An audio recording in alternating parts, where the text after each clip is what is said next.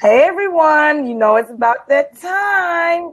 We're going to share this to our pages, so give us a second. But hey everyone, Hi. let me share it to my page. Okay. Okay, start a watch party. We are live. Okay, so I shared mine. So let me know when you ladies are ready. Yep. Okay. Ready. Let me turn it off. I can hear me. Okay. Ready.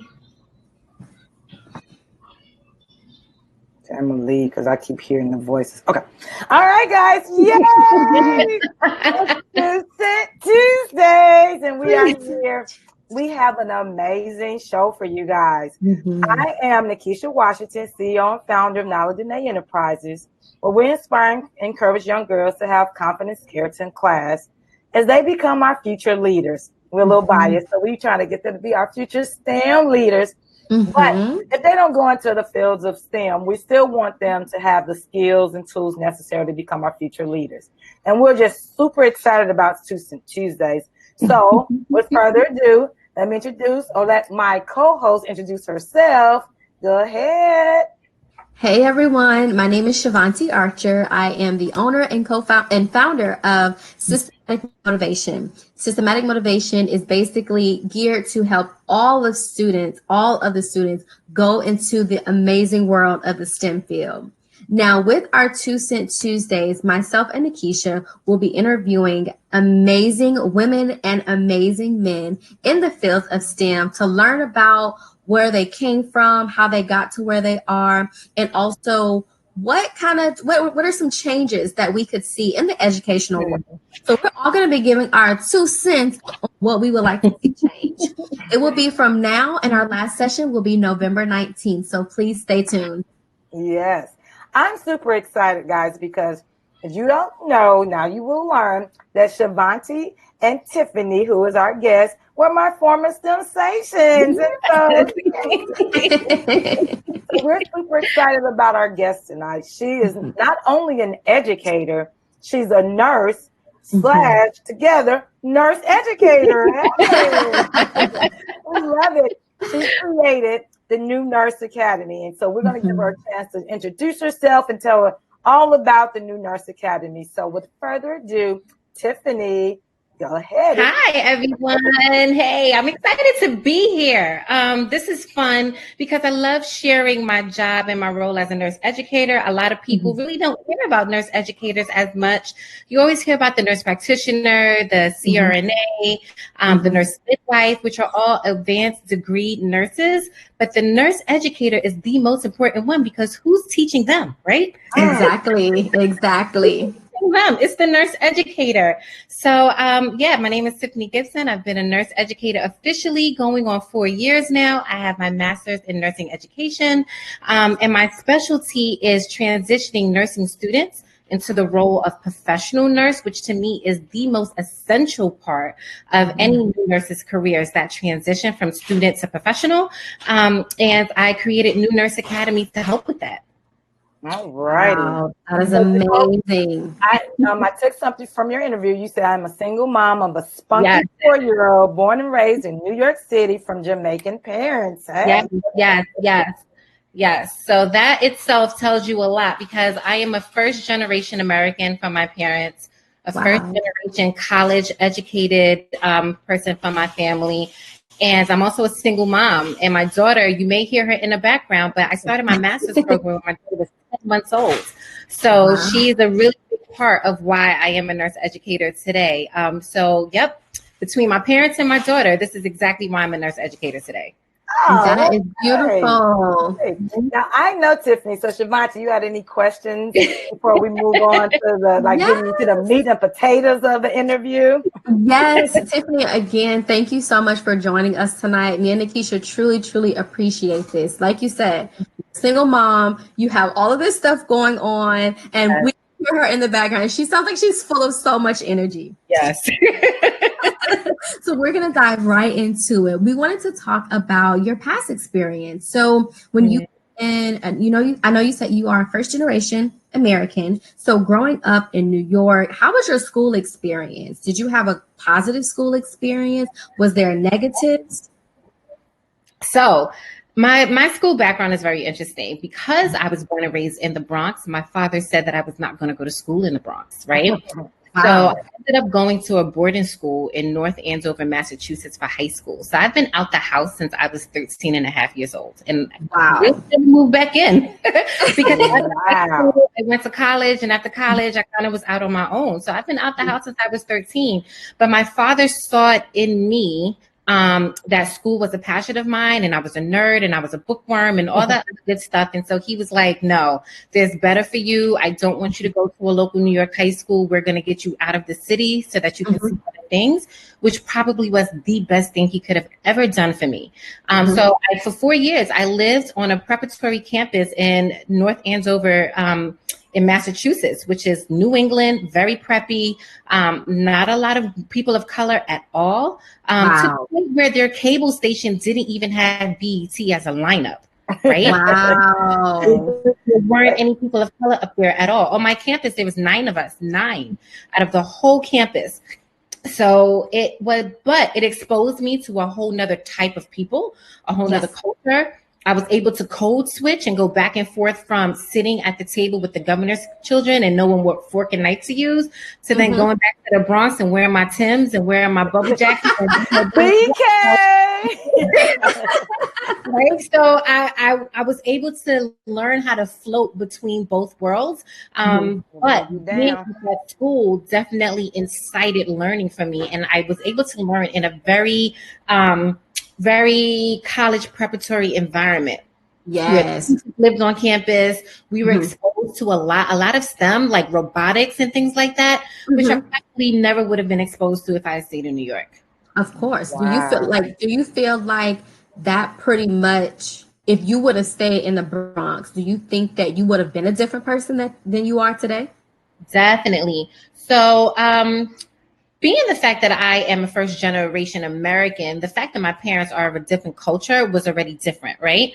The fact that I went up there and I was considered a minority of a minority, right? So I'm a woman of color, but then there literally is no one else around that looks like me. Like I had to learn how to do my own hair because there was no salon. Like just little things like that. It was just a culture shock. But the people that I was exposed to, the conversations that I was exposed to, I was able to do like school abroad, and I lived in South Africa for 2 months because of this. Wow. It propelled me into a whole different world and a different category that I don't think if I stayed in New York, it would have been the same. That's true. Wow. Before we ask our next question, because I have I just want to say we have some viewers. So viewers, if you can say hi, leave us comments. We want this to be interactive as possible. If you have just want to say hi, please, and share this out to everyone. Give us hearts and thumbs ups and let everyone know that we're here. I have a question for you, Tiffany. Okay. And I know being a mom, I'm very protective and hold my kids like, no, you can't go. How did your parents agree to this? Like at 13, like saying, all right, baby, go to, and they just, like you said, just came to here. And now it's like, wow. Yeah. So my mom was not on board. Of course. As I said, as a mom. Yeah, my mom was not on board. I'm also the oldest, right? So I'm her firstborn, her first kid. My dad, on the other hand, I had an uncle who went to the same school. So my dad's youngest brother. So that's how my dad already knew about the school and was already exposed to the school and already saw the benefits of the school. So my dad was like, it'll be all right. She'll be all right. It'll be fine. And I actually wanted to go. I thought it was amazing that I was living this college life pre-college, right? Pre-college, 13, 14. Exactly. I'm living on campus. I'm away from my parents. It's like a 4-hour drive to get to me. And I felt grown. I couldn't have that much freedom. Oh, Lord. I was like, oh, my goodness. Yeah, but there wasn't too much trouble that I could have gotten into. Yeah, like I said, it wasn't. But but that's just me in my nature, I'm a very assertive person anyway. I've always been independent. So my dad kind of already knew that it would be a good fit. But my mom was like, whenever you're ready to come back home, you just call me, right? Yeah, that's mama. Oh, mama, like, I got you, boo. Yeah. Yes. What was your favorite subject in school? Oh, really good. So I would have to say Spanish, right? Ooh. Yes. And I can't speak a lick, right? I don't remember any of that. I'm really good with Spanglish. And I think if I got lost in Spain, I would be able to find my way back, right? Okay. But the only reason I liked Spanish was because my teacher was just cultural. And it wasn't more so learn these words and here's a test. He literally like exposed just everything about Hispanics, Latinos, Spain, culture. We watched TV. He brought in food.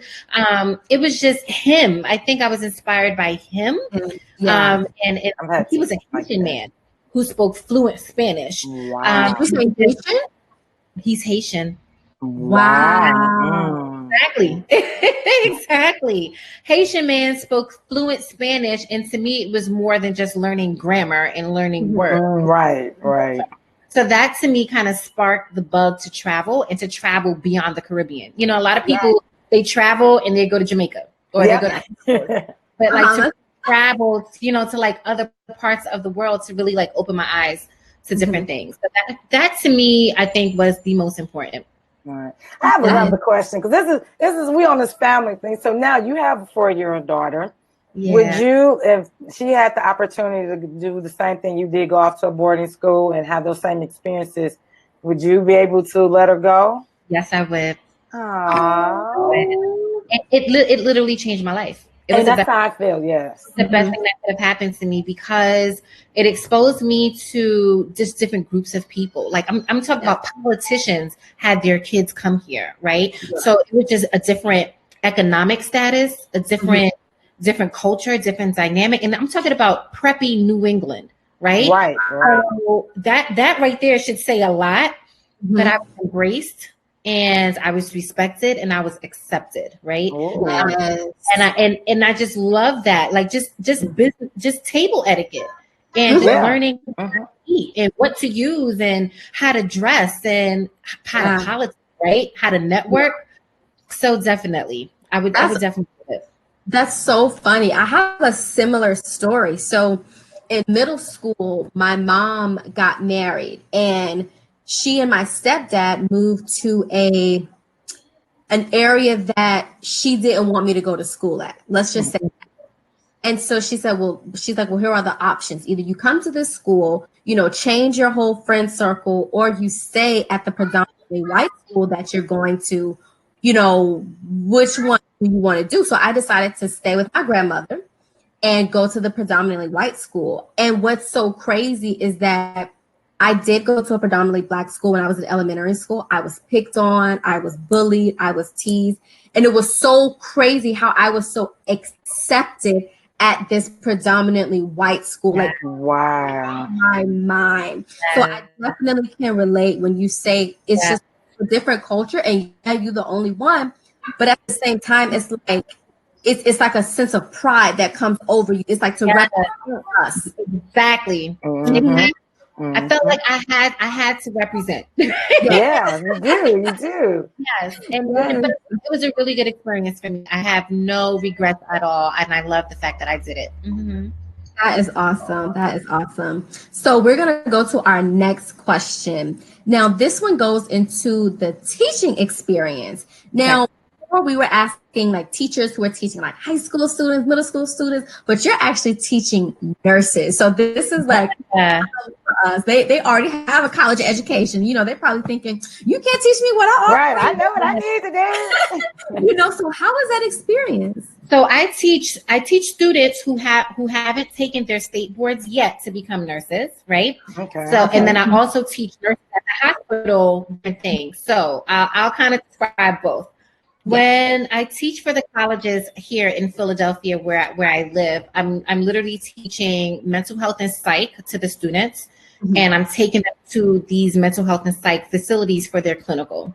So I'm showing them how to bridge the gap between what they learned in the classroom to the actual practical setting. So when you learned about this disease and you learned about these meds, here's a patient right in front of you. How does this work? Like, how do you put it together, right? So I do that for mental health and psych, and I do that for peds because I'm a certified pediatric nurse. Those are the two subjects that I do. And then for the nurses in the hospital, I'm teaching them if there's new equipment, if there's a new procedure, if there's a new med, or if they just want to develop, like professionally develop. I do that too because I also have a certification in professional development. Look So at you. I know she got it on. She like, look, hey, that boy is school. She like, I ain't got nothing. That's just amazing. So that's kind of what I do. So I wear different hats depending on who my audience is. But my whole thing is, how can I help you put it all together? Right. Mm-hmm. So that's really why I got into nursing education. How can I take this big old textbook that's boring to read, and I know you don't want to read it. How can I make it come to life? Because you are saving people's lives. And if you mess up, yes. Yes.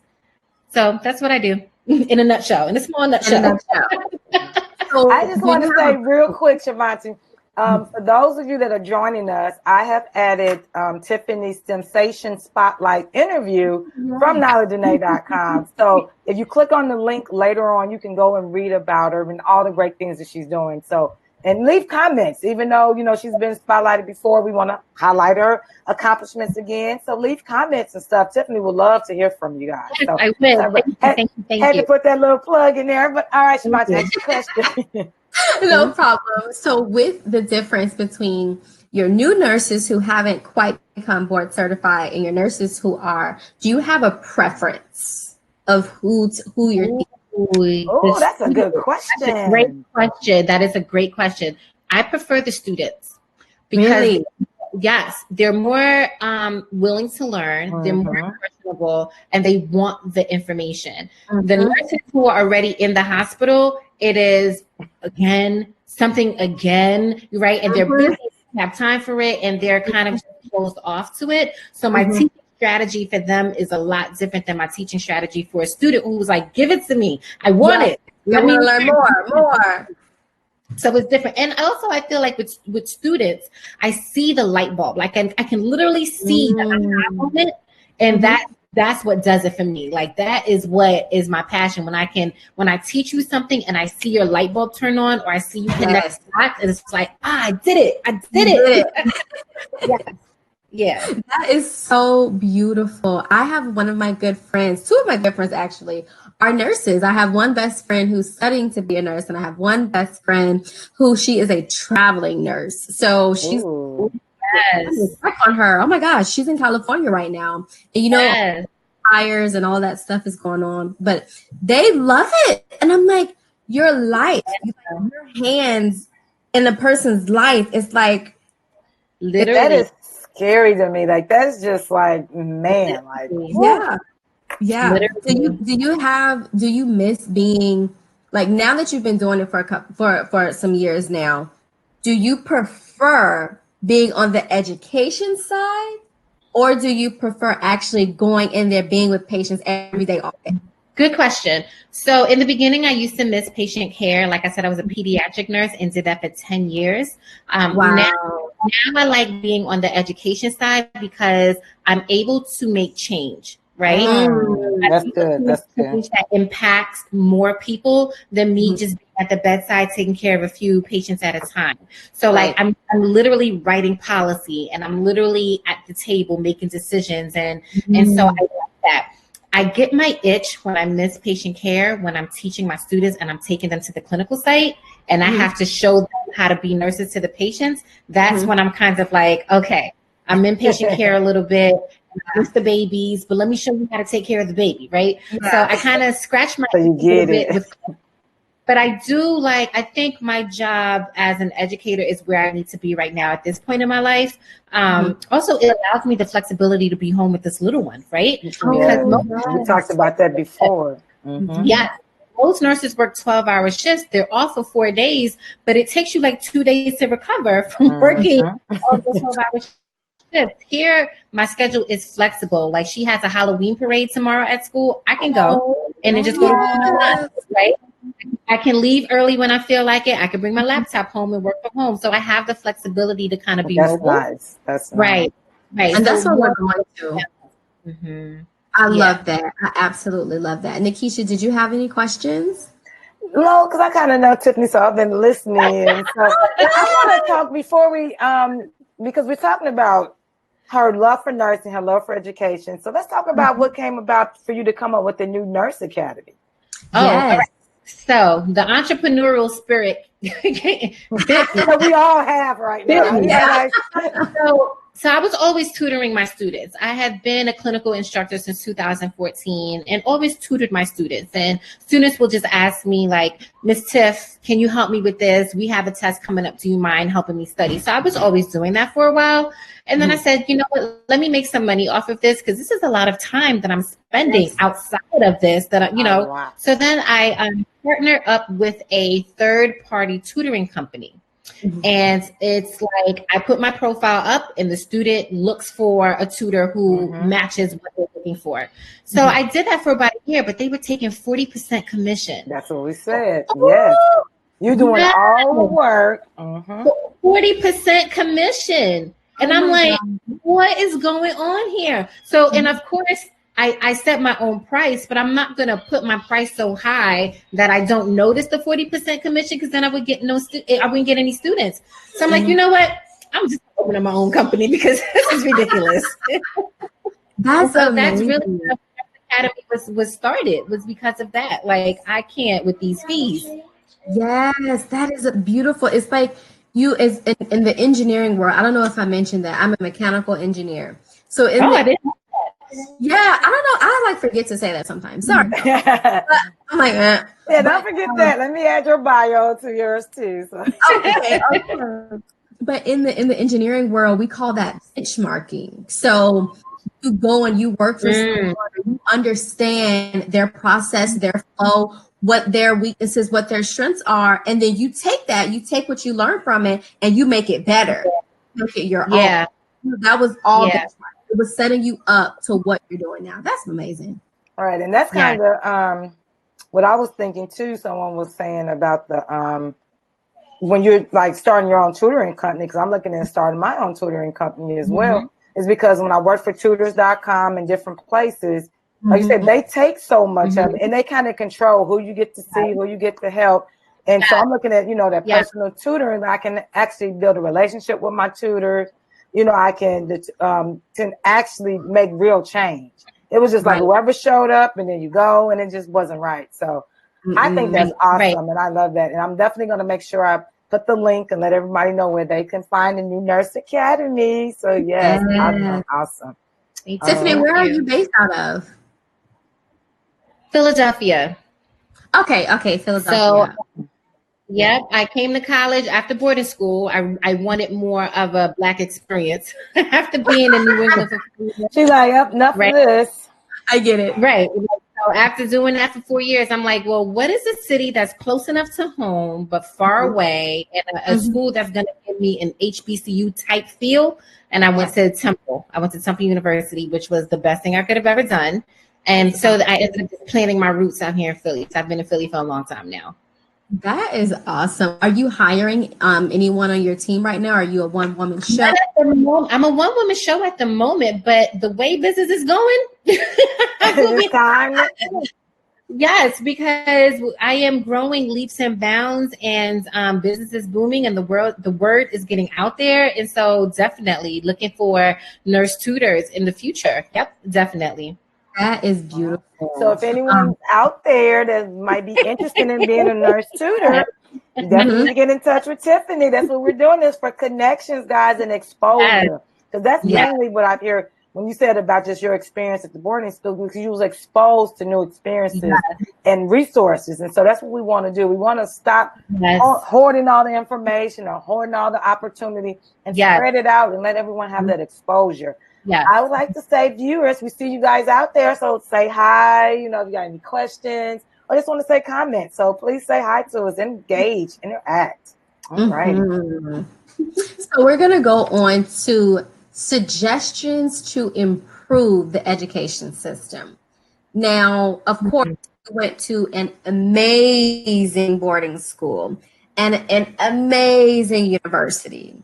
But looking back on it, what are some things that you feel that you could implement now that would put the course into a different motion? That you say, hey, you know what? We could have took this course here, or I really don't understand why they have us doing this. Are there any kind of like political views change? Yes. So I graduated this Saturday with the certificate in healthcare diversity leadership, right? And so congratulations. I know, like say that again. Like she said, it's so like nonchalant, like yeah, like everybody gets that. Say this again, you. So I have a graduate certificate in healthcare diversity leadership. Oh yes. So I just spent the past year learning about diversity and inclusion at the core and what that means in a healthcare setting, specifically a hospital, right? And we're not just talking about patients and that kind of stuff. I'm talking about like supplier diversity, benefits, discipline. Does your staff look like the people you're treating? Like we're talking about recruitment, retaining, all of that. So I just finished this program and I'm thinking to myself, this is something that's not taught in nursing school at all. Diversity and inclusion.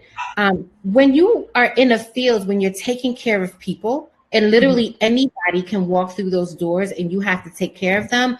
Do you understand your own unconscious bias? Are you aware of your own emotional intelligence? Are you aware of your own prejudices against people? Because that's going to come across on how you take care of them, right? Exactly. Unconsciously sometimes. Yes, which is okay if you're aware of them, right? So I think a lot of people aren't even aware of their unconscious bias. For example, when people say nurse, they automatically think she, her pronouns. Yeah. Ooh. Say doctor, they're automatically thinking him, his. Him. Why can't the doctor be a she? Why can't the nurse be a he? Yes. Right? Yeah. I was talking to the manager on our labor delivery unit, and she kept calling the sleep out couch beside the bed in the maternity unit the dad chair. She kept referring to it as a dad chair, and I'm like, not every family has a dad. Hello. Right? What if it's two moms? What if it's a single mom? What if it's like every baby that's born doesn't automatically have a dad? So stop calling it a dad chair. That's a bias. So like little things like that. So it is a bias. So or when I had my daughter, the nurse came in and was like, I can't wait for your husband to come in. I'm like, you're assuming I'm married. Yeah. You're assuming I'm married. You're like, well, we're gonna wait on him to come through this door because listen, I right? You know something better than I do. Come on. Right. But then on the other hand, I had another nurse, right? It's the same hospital who saw me with no man at the bedside and just assumed that I was a single Black female on welfare, right? Oh, and I'm like, God. ma'am, I have 3 degrees, ma'am, 3, right? 3 degrees. So, right. So it goes both ways. So I think that diversity, inclusion, and equity. A lot of people think equality, but it's not equality because we can't treat all people the same because all people are not the same. So that's important. And then the other thing that I wish that they had in school was professional development courses. Like have it in school so that when you become the professional, it's not brand new. It's not brand new. Like managing conflict. If you have a conflict with your coworker, you should know how to manage that on a professional level. Exactly. You're saying this is someone who just 2 weeks ago, Shavonti had a fight in her classroom. So 2 of my African American young ladies got into a fight, and it hurt my heart. I said, y'all would fight in the Black teacher's classroom. 2 Black girls. We sorry. I said, you don't even know how much ramification that is. It's not just the little fight. It's, first year I'm there at this school, and then I got 2 Black girls rolling around on the ground, tearing each other up. Oh, we didn't, and I didn't like her since. I said, but you got to learn how to deal with conflict without rolling on the floor, beating somebody, breaking your nails. And like they don't understand that. It's just nope. I'm gonna get it. I'm going, and it's just like come on, ladies. We have to do better. So I definitely agree. But I think that all boils down to emotional intelligence, right? Oh yes. And I don't even think a lot of people even know what that is. But if I know me, then I know it's time for me to walk away from this. You know how you're going to react to that. It's time for me to walk away, and the difference between reacting and responding, because those are two different things. Like and responding, right. And honestly, Nakeisha, you touched on something that needs to start at the high school level. That needs to start at the middle school, right? Like before, because I had to fight in middle school. They were fighting, so, and it comes from home as well, because some homes promote. Don't you let nobody talk crazy to you. Now you get in their face, but let's start teaching them walk away. Like, because nowadays people are crazy. There's, like you said, we can't just assume that men are killing men. It's girls pulling out guns and stuff too nowadays. So like you have to know to walk away. Or even for myself, when kids come up and I just know I'm in the mood, I'm put their hand up like, not right now. Not right now. You don't want this right now. If you know it's best, walk away. But you have to be able to do that and know yourself, because you can't expect someone else to know that, oh, you at your threshold. You have to be able to gauge your own self. So exactly. And that's that emotional intelligence. Exactly. Exactly. For sure. Tiffany, thank you so much. This has been sweet. I thought that she was gonna be great. I remember her from the session, like we just talked. I was like, she is great. Like I love when we have some people that like really dynamic and talking and passionate about what they're doing. And you just like exude excellence. Oh, about you. I love it. I love it. Thank you. We want to end it on future goals, positivity, future aspirations. Where do you see yourself in 5 years? What's for your Let me tell you. Tell us. I see myself having my own CNA school, and I'm currently working on that right now. Go ahead. You might inspiration. Yes. And a lot of people are like, well, why nurses aides? Why CNA? Why? Because for a lot of people, that is their entry point into the hospital. Right? So that is their entry point into healthcare, and that is their entry point into having a professional job. And so if I can open up a CNA school and show you how to be a great nurse's aide, which nurses' aides are really the backbone of the hospital. They really so if I can show you how to be a great nurse, you get a job at a hospital. The hospital then pays you or reimburses you to go to school to be a nurse, and now you're a nurse. Right? So it's like So it's like starting at the bottom. Now you're here. Yay! Get it? Yay! At the bottom level, right, and just help with the foundation of, let me teach you CPR. Let me teach you how to be a really good nurse's aide. Let me help you get into this really big hospital that pays for people to go back to school. Now, your whole lifestyle has changed. Your whole family has changed. Your generation has changed. Exactly. You don't have to work at the Gap forever. No. You don't have to work at the, you don't have to have these jobs. Let's have a career. Right. Yes. And there's a difference between, like, if you call out of work, are you still going to get paid because you have benefits? Or you go off and you don't get paid? How can I help you? And two things I want to say, Tiffany, about the CNAs. One thing is that I don't think they get enough respect. I think it's like a joke, like, oh, you a CNA, like, like we need to stop doing it. Like you say, some of them is just their entry point to where they need to go. And some people like what they do and they're there, that's where they want to be. And we need them. 40 years. They've been A's for 40 years and they are not interested in doing anything else, but they're so good. The A's know more about the unit than everybody else. They can front, back, center, what is going on, who did what, when, where. It's really the A's that you should be listening to. So to me, it's like, if I can help them with that foundation and show people, like, there's more to this than just working, clocking in and clocking out. Like, let's have a career, not just a job. Yep. And I think too, by you having your school, you're going to help with their the way the persona, like, you're not just a CNA and it just means like you're at the bottom of the totem pole. Like, you're going to help them find their purpose. You're going to help them have that self-confidence now. And then they will be a little more professionalism. That's what I was going to say. Exactly. Because some of them are not, and that's because, like me as being a teacher, I went off these last 2 days. These students were supposed to have their project done. They had every excuse. And I'm like, the world does not care about your excuses. If you had a job, they're going to say, do you have it? Yes or no. Yes. That's all I need to hear. I don't need to hear about you and this happened. Life still goes on. So I think they need someone that look like you, that they can relate to. So when you have to get in their butt, you know, they understand everybody not against you. It's just we're doing this because we want better, because you are representing a particular level and field. And we want to get that stigma away from like saying that, oh, they do this and they're terrible. They're not. We need to get away from that, but it starts on both ends. It's our perception and it's their professionalism and confidence that we have to increase on both sides. So you're absolutely right. You are absolutely right about that. Oh, I could talk all day. Like I know, right? I'm like, we're all like, yes. this could be good, but she's probably over here painting the walls. I know, this is mine over here. She's been back and forth, opening up juice boxes. And it's all right. But Nate getting on a plane on his way here. She's showing me on the iPad. I'm waving at him like, okay, gotta go. Can't talk to you. Have a safe trip back. I gotta go. Now, we want to say, because we're going to end this, but before, I always like to say, this is like your Oscar speech. So is there anyone you want to shout out, thank, to get you this, you know, to this level? And then if you have anything that's upcoming. So I know one time you had a conference, you had other stuff that was going on. So this is your time to, you know, get it all out. So I want to thank my daughter for cooperating. Let's just shout out. Oh, yes, she did amazing. Yes, you did. Yes. I do want to give a shout out to her.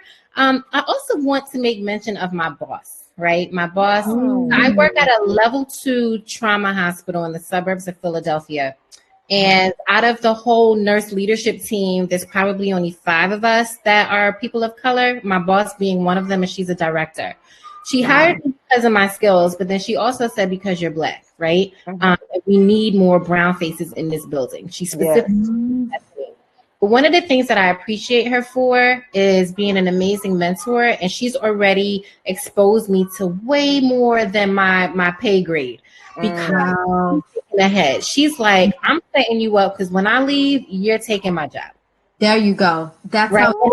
That's what we need. Reach back, pull us up with you. I'm coming with you.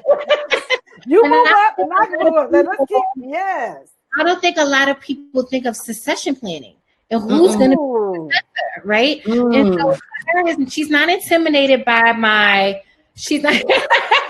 I know. Take the notes, Shavonti. I'm like, succession planning. She's not intimidated by my aggressiveness, my assertiveness. She's not intimidated by my intelligence. If anything, she's like, you go ahead because this is my exit strategy. Yep. Who is your successor? Who are you looking to take your job in the event that you want to retire or you just plain old want to quit? So she invites me to meetings. She CCs me on things. She'll turn it over to me so I can handle it and see how I handle it and then coach me on how to handle it. So I just want to shout out to her because then that instill on me, like, now I got to turn around and pay it back behind me. Exactly. So I wanted to shout out to her. The other thing is I have just started the Personal Preceptor Club for New Nurse Academy. Okay. Brand spanking new, and it starts on Monday, the 11th. The 4th, 11/4. So what that is new nurses who have gone to orientation, they still have this period of awkwardness, overwhelmingness, stress, nerves, all of that, right? Because I keep telling people, orientation at your job doesn't tell you everything.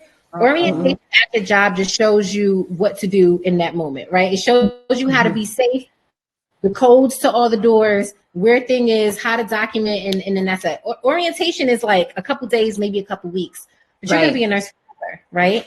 And there's things that are going to come up that you didn't experience on orientation. So how do you handle that? So I started the Personal Preceptor Club. If you are a new nurse and you still have these feelings of, I can't get right, right? And I don't want to talk to my preceptor because I'm afraid of them, or I feel like they're going to judge me, or I feel like I'm nervous in new settings and I'm afraid to advocate for myself and I'm afraid to speak up.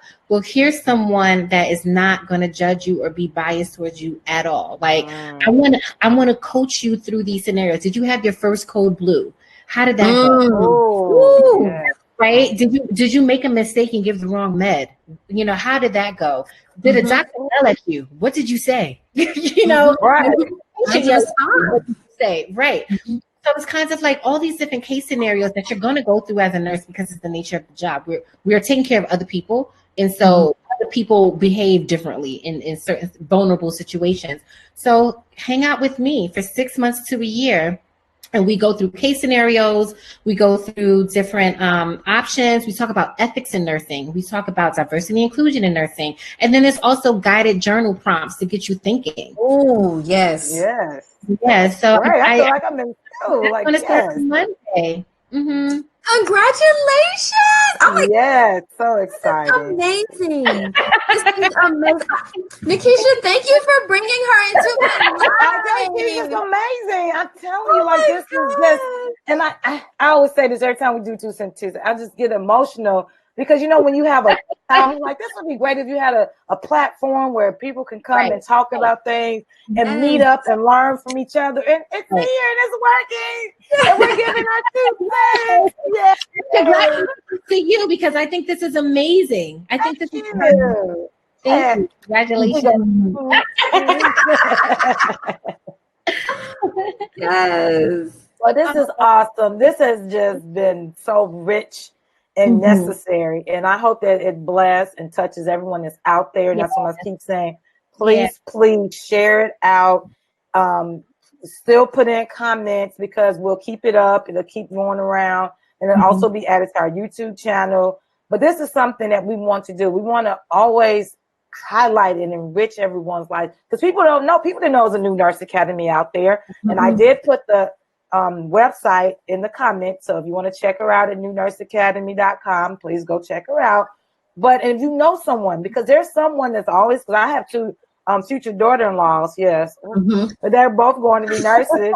And they're taking different routes. One, you know, did straight through school. One's working in school. And now she's about to have my first grandchild. So, yes, I know if she needs help. I know where to send her now. You know, and I know where to send them if they need help.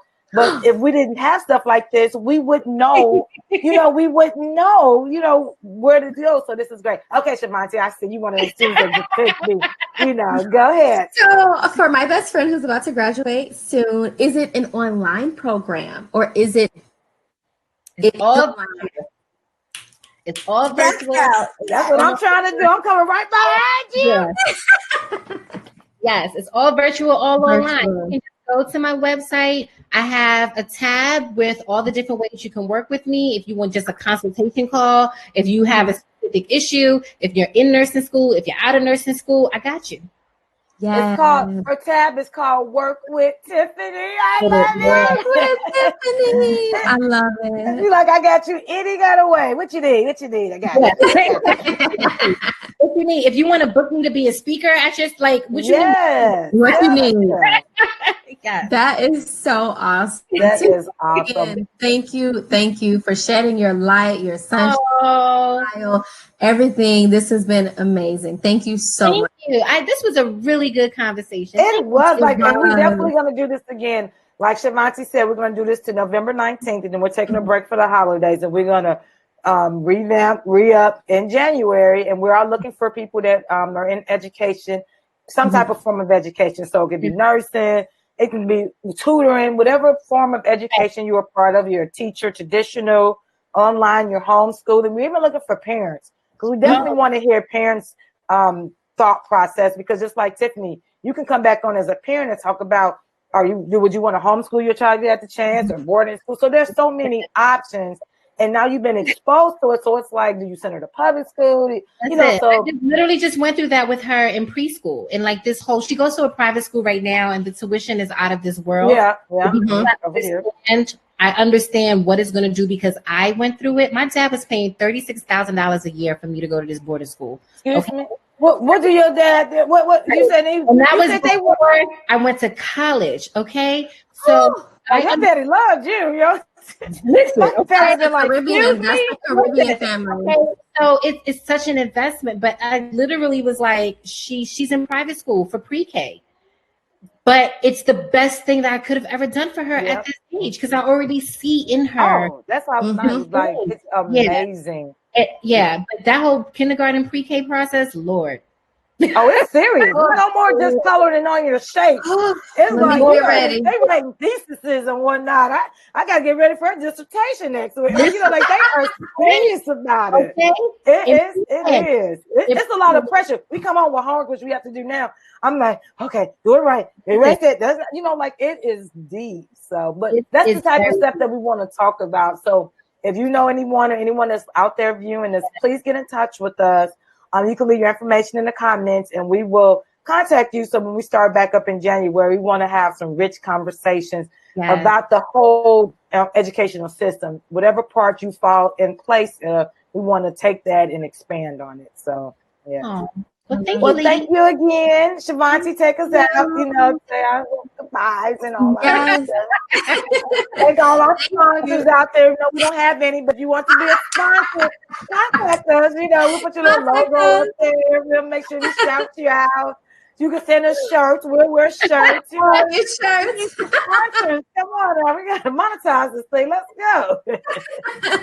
So I just want to tell everyone, thank you so much for joining us. This was another amazing conversation with Miss Tiffany. All of the links to our website, all of our businesses will be in the comment section. Don't forget to rewatch, share, promote, and all that. Comment. This will be every Tuesday from now until November 19th. We will take a break for the holidays and be back up in 2020, beginning of the year. Thank you so much, everyone, for joining. Again, I'm Shavonti Archer, mechanical engineer and owner of Systematic Motivation to Ascend the Youth and Field. We have Miss Tiffany Gibson. Yes. So Tiff Gibson from New Nurse Academy. You can definitely follow me on Facebook and Instagram. I'm extremely active on Instagram, where I share a lot of education stuff and my day-to-day what I go through at work. So New Nurse Academy on Instagram, and then my website, newnurse-academy.com. Yes. And don't forget, I'm Nakeisha Washington, CEO and founder of Knowledge Innate Enterprises, where we're promoting STEM, but also confidence, character, and class in young girls. And we have some amazing new things coming up for 2020. And I'm so excited. So please stay tuned because, hey, we're about to take off. Yes. We want to thank everyone. And since we're all STEM stations, we're going to say, guys, have a STEM-stational week. And we'll be back here next Tuesday with our next guest. So tune in. Thank you, guys. I'm going to end the broadcast. Don't you guys go anywhere. But thank you. Share, like. Bye, guys. Hope you guys enjoyed this.